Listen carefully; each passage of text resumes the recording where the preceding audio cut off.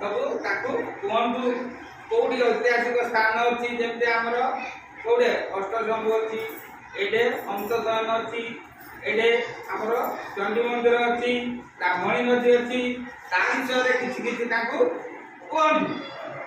ଯଦ୍ୱାରା ସେମାନଙ୍କର କ'ଣ ଭାଷା ଜ୍ଞାନ ବଢ଼ିବ, ସଂଖ୍ୟା ଜ୍ଞାନ ବି ବଢ଼ିବ।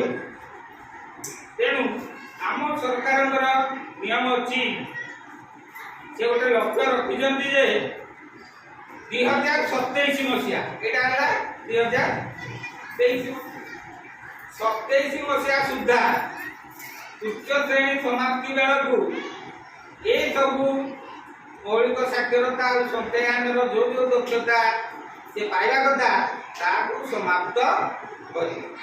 ଏ ଗୋଟେ ସମୟ ଧାର୍ଯ୍ୟ କରାଯାଇଛି, ଏ ଗୋଟେ ଲକ୍ଷ୍ୟ ଅଛି ଯେ 27 ବେଳକୁ ତୃତୀୟ ଶ୍ରେଣୀ ପିଲା ଆଉ ଦୁର୍ବଳ ନଥିବେ, ସେମାନେ ଯେତିକି ଦକ୍ଷତା ପାଇବା କଥା ପାଇପାରିବେ। ତେଣୁ ଆମମାନଙ୍କର ଆଜି ମିଟିଂର ମୂଳ ଲକ୍ଷ୍ୟ ଯେ ପିଲା ତୃତୀୟ ଶ୍ରେଣୀ ବେଳକୁ ଯେ କେମିତି ସବୁ ଦକ୍ଷତା ହାସଲ କରିବ, ସେଟା କେବଳ ଯେ ସାର୍ କରିଦେଲେ ହବନି, ଆମ ସମସ୍ତଙ୍କର ସହଯୋଗ ଏଥିପାଇଁ ଲୋଡ଼ା। ତେଣୁ ଆମେ ସମସ୍ତେ ସହଯୋଗ କରିବା, ହଁ କି ନା? କରିବା ନା ନାହିଁ? କରିବା ତ?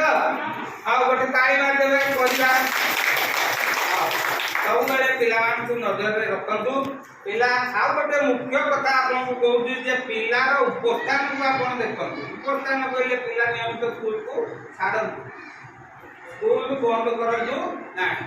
ପିଲା ଚଗଲିଆ ମାଇଣ୍ଡ ସବୁବେଳେ କହିବେ ଆଜି ସ୍କୁଲ ଯିବିନି, କାଲି ଅମୁକ ହେଇଛି, କାଲି ସେ ହେଇଛି, ସେମାନେ ଟିକେ ତେଣୁ ସେଥିପ୍ରତି ଆପଣ ସର୍ବଦା ସଜାଗ ରୁହନ୍ତୁ ଯେ ପିଲା କେମିତି ସ୍କୁଲରେ ସବୁଦିନେ ଆସିବ, ସ୍କୁଲକୁ ଆସିଲେ ଯାଇ ପାଠ ପଢ଼ିବ। ତେଣୁ ସମସ୍ତଙ୍କୁ ଏଇ ଅନୁରୋଧ ରଖି ଆଜିର ଏଇ ବକ୍ତବ୍ୟକୁ ମୁଁ ଶେଷ କରୁଛି। ଧନ୍ୟବାଦ।